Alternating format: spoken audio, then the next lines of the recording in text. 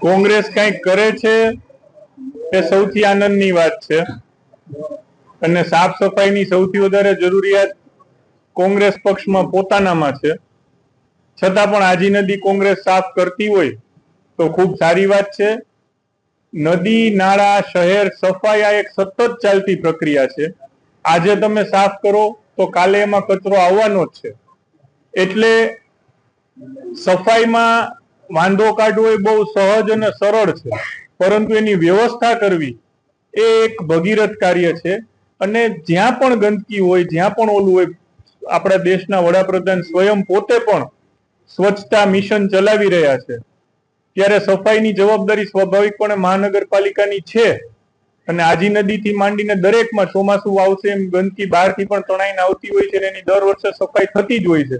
એટલે કોઈ એક દિવસને પકડી અને એને હાઇલાઇટ કરવું આ જે કોંગ્રેસની પ્રકૃતિ છે એના ઉપર કઈ વિશેષ કહેવાની જરૂર નથી. લોકો સમજે જ. પ્રી મોન્સૂનની કામગીરીના દ્રશ્યો આપ સૌએ પણ ભૂતકાળમાં બતાવ્યા છે.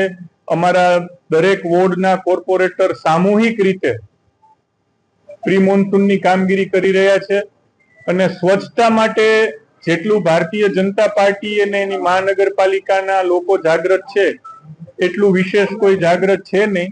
કોંગ્રેસ તો એક દિવસ આવે છે, કાર્યક્રમ કરે છે અને પાછી 29 દિવસ સુઈ જાય છે. આ મહિનાનો એનો નિત્યક્રમ છે. સારી વસ્તુ છે. આપણે તો ક્યારેય દાઉદા મકબૂલભાઈને ખ્યાલ હશે, કોઈ રાજકારણ નથી કરતા. રાજકારણ જે લોકો કરી રહ્યા છે એ રાજકારણનો જવાબ આપશે. અત્યારે જે સ્વચ્છતાની વાત છે એ અંગે મહાનગરપાલિકા કેર રહેલી છે. રામનાથ મંદિર તો રાજકોટના નહીં, પૂરા સમગ્ર સૌરાષ્ટ્રવાસીઓનું શ્રદ્ધાનું કેન્દ્ર છે અને ગંદુ બને એવું ઈચ્છનીય પણ ન હોય ને કોઈ ઈચ્છતું પણ ન હોય.